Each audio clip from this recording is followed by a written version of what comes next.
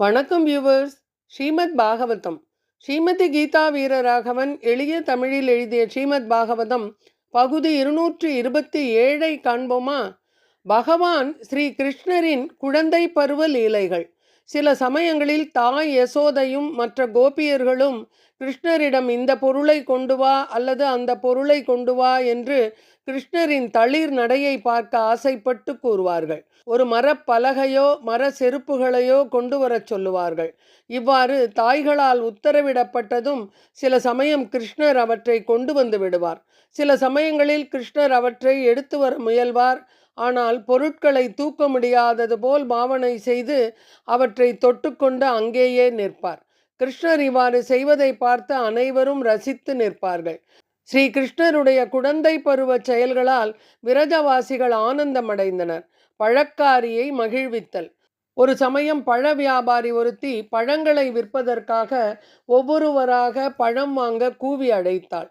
இதை கேட்ட கிருஷ்ணர் தனக்கு சாப்பிட பழம் தேவைப்பட்டது போல் தன்னுடைய பிஞ்சு கைகளில் கொஞ்சம் தானியங்களை எடுத்துக்கொண்டு பண்டமாற்று செய்து கொள்ளச் சென்றார். கிருஷ்ணர் பழக்காரியை நோக்கி விரைந்து செல்லும் பொழுது அவர் பிடித்திருந்த தானியங்களின் பெரும் பகுதி கீழே கொட்டிவிட்டது. அப்படியிருந்தும் பழக்காரி தன்னிடம் வந்து நின்ற கிருஷ்ணரின் கரங்களை கனிந்த பழங்கள் தந்து நிரப்பினாள். உடனேயே அவளது பழக்கூடை ஆபரணங்களாலும் தங்கத்தாலும் நிரம்பியது. கிருஷ்ணரிடம் பழக்காரி, நீ கொண்டு வந்த தானியங்கள் அனைத்தும் கொட்டிவிட்டன, இருப்பினும் உனக்கு தேவையானதை நீ எடுத்துக்கொள்ளலாம் என்று பாசத்துடன் கிருஷ்ணருக்கு பழங்களை தந்தாள். அவளுடைய அன்புக்காகவே கிருஷ்ணர் கூடையை ஆபரணங்களால் நிறைத்தார். கிருஷ்ணர் மருத மரங்களை வீழ்த்திய சம்பவத்திற்கு பிறகு ஆற்றங்கரைக்கு சென்று நண்பர்களுடன் விளையாடுவார். யசோதை ரோகிணியிடம் குழந்தைகளை சாப்பிட அழைத்து வரும்படி கூறுவார். ரோகிணி ஆற்றங்கரைக்கு சென்று குழந்தைகளை மதிய உணவிற்கு நேரமாகிவிட்டது, விளையாடியது போதும், சாப்பிட வாருங்கள் என்று அழைத்தாள். கிருஷ்ணர் பலராமர் இருவரும் காதில் வாங்கிக் கொள்ளவே மாட்டார்கள்.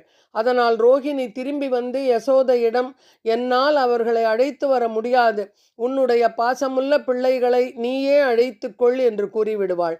யசோதை சென்று அழைத்ததும் குழந்தைகள் ஓடி வந்து விடுவர்.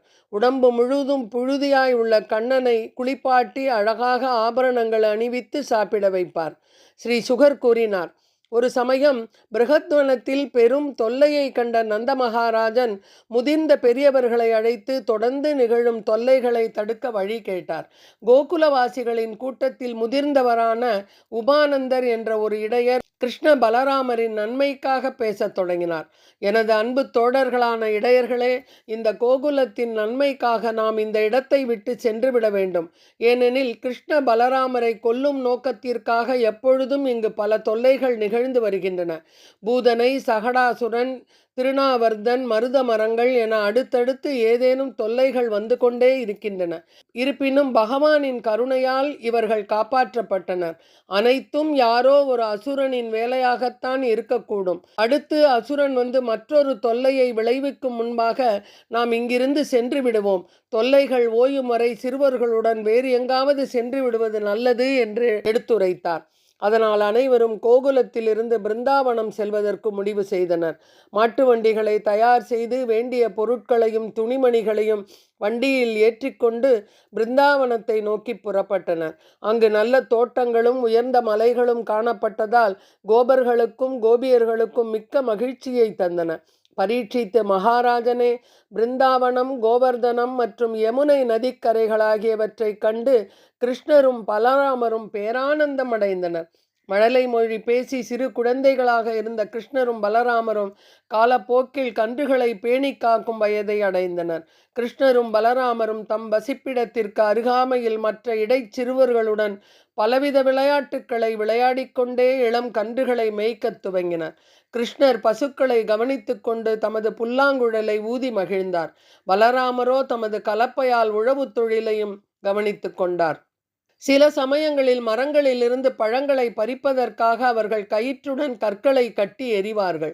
பசுக்களையும் எருதுகளையும் போல் பாவனை செய்தும் சத்தமாக கர்ஜித்தும் ஒருவரோடு ஒருவர் சண்டையிடுவார்கள். இவ்வாறு கிருஷ்ணரும் பலராமரும் இரு சாதாரண மனித குழந்தைகளைப் போல் விளையாடி மகிழ்ந்தனர். வத்சாசுரன் மற்றும் கபிதாசுரவதம். ஒரு நாள் பலராமரும் கிருஷ்ணரும் யமுனை நதிக்கரையில் தங்களுடைய விளையாட்டு நண்பர்களுடன் கன்றுகளை மேய்த்து கொண்டிருக்கும் பொழுது இருவரையும் கொல்லும் விருப்பத்துடன் மற்றொரு அசுரன் அங்கு வந்து சேர்ந்தான். ஸ்ரீமத் பாகவதம். தம் வத்சரூபிணம் வீட்ச வத்சயூதகதம் ஹரிஹி தர்ச்சயன் பலதேவாய சனைர்முக்த இவாசத. அந்த அசுரன் ஒரு கன்றின் வடிவை ஏற்றுக்கொண்டு மற்ற கன்றுகளின் கூட்டத்தில் புகுந்தான். அதை கண்ட கிருஷ்ணர் அசுரனை பலதேவரிடம் சுட்டி காட்டினார்.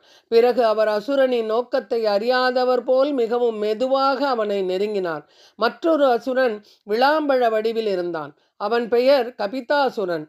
அதன் பிறகு ஸ்ரீ கிருஷ்ணர் அசுரனின் பின்னங்கால்களையும் வாலையும் பற்றி அவன் உயிரை விடும் வரை அவனது உடலையும் மிகவும் வேகமாக சுழற்றி ஒரு விளாமரத்தின் மேல் எறிந்தார். அந்த மரத்துடன் கீழே விழுந்து 2 அசுரர்களும் மாண்டனர். இந்த காட்சியை கண்ட இடைச்சிறுவர்கள் அனைவரும் மகிழ்ந்தனர். விண்ணுலக தேவர்கள் கிருஷ்ணர் மேல் மலர் மாறி பொழிந்தனர். ஆண்டாள் நாச்சியார் இதனையே கன்று குணிலா எரிந்தாய் கடல் போற்றி என்று பாடியுள்ளார். பெரியாழ்வாரும் வானவர் தாம் மகிழ வன் சகட முருள வஞ்ச முலை பேயின் நஞ்சமுது உண்டவனே கானக வல்விளவின் காயுதிர கருதி கன்றது கொண்டெறியும் கருநிற என் கன்றே தேனுகனும் முரனும் திரள்வெண் நரகன் என்பவர் தாமடிய செருவதிரச் செல்லும் ஆனை எனக்கு ஒருகால் ஆடுக செங்கீரை ஆயர்கள் போரேரே ஆடுக ஆடுகவே. பெரியாழ்வார் திருமொழி பாசுரம் 67. கானக வல்விளவின் காயுதிர கருதி கன்றது கொண்டெறியும் கருநிற என் கன்றே. கண்ணன் விளாமரத்தின் மேல் கன்றினை வீசி எறிய அந்த மரமும் முறிந்து விழுந்தது. கன்றாக வந்தவனும் மரமாக நின்றவனும் மாண்டு போயினர். இவ்வாறு ஒரே சமயத்தில் வத்சாசுரன் கபித்தாசுரன் இருவரும் மாண்டனர். பகாசுரவதம். ஒரு நாள் கிருஷ்ணரும் பலராமரும் எல்லா சிறுவர்களும் கன்று கூட்டங்களை அழைத்து கொண்டு நீர்நிலைக்கு சென்று தங்கள் கன்றுகளை நீர் பருக செய்து தாங்களும் நீரை பருகினர். அந்த நீர்த்தேக்கத்திற்கு அருகில் கொக்கின் வடிவுடைய ஒரு பிரம்மாண்டமான பறவையை கண்டனர். மிகப்பெரிய உடலையுடைய அவன் பகாசுரன் ஆவான். நீர் அருந்த வந்த கிருஷ்ணரை உடனேயே விழுங்கிவிட்டான். கிருஷ்ணர் அப்பெரிய கொக்கினால் விழுங்கப்பட்டது கண்ட பலராமரும் மற்ற சிறுவர்களும் மூச்சற்று போனார்கள். பலராமரால் எதையும் செய்ய முடியும் என்றாலும் தன் சகோதரரிடத்தில் இருந்த பாசத்தினால் கனப்பொழுது திகைப்புக்கு உள்ளானார். பிரம்மதேவனுக்கே தந்தையான பகவான் ஸ்ரீ கிருஷ்ணர் ஒரு இடைச்சிறுவன் போல் உள்ளே நுழைந்த அவர் தொண்டைக்குழியில் நெருப்பு போல் வெப்பத்தை உண்டாக்கினார். பகாசுரனால் அந்த வெப்பத்தை தாங்க முடியவில்லை. உடனடியாக கிருஷ்ணரை தன் தொண்டையில் இருந்து வெளியே தள்ளிவிட்டான். எவ்வித ஆபத்துமின்றி வெளியே வந்த ஸ்ரீ கிருஷ்ணர் பகாசுரனின் கூரிய அலகினை பற்றி ஒரு புல்லினை 2ஆக கிழிப்பது போல் இந்த புல்லினையும் அதாவது அசுரனின் அலகையும் 2 கூறாக மிகச் சுலபமாக கிழித்தெறிந்தார். தேவலோகவாசிகள் அனைவரும் மகிழ்ந்தனர். மலர்மாறி பொழிந்தனர். முரசுகளை கொட்டியும் சங்குகளை ஊதியும் தங்களுடைய மகிழ்ச்சியை வெளிப்படுத்தினர். பெரியாழ்வார் பாசுரத்தில் பள்ளத்தில் மேயும் பறவை உருக்கொண்டு கள்ள அசுரன் வருவானை தான் கண்டு புல் இதுவென்று பொது கோவாய் கீண்டிட்ட பிள்ளையை வந்து குழல் வாராய் அக்காக்காய் பேய்முளை உண்டான் குழல் வாராய் அக்காக்காய். பெரியாழ்வார் திருமொழி பாசுரம் 165.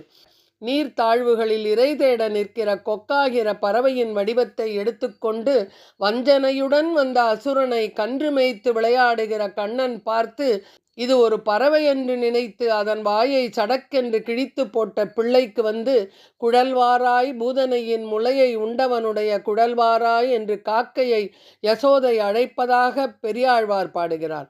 காட்டில் பகாசுரன் கொல்லப்பட்டதை கேள்விப்பட்டு நந்த மகாராஜனும் யசோதையும் இடையர்களும் இடைப்பெண்களும் மிகவும் ஆச்சரியப்பட்டனர். பகவான் ஸ்ரீ கிருஷ்ணர் மற்றும் பலராமர் இவ்வாறு லீலைகளை செய்த வண்ணம் மகிழ்ச்சியுடன் கழித்தனர்.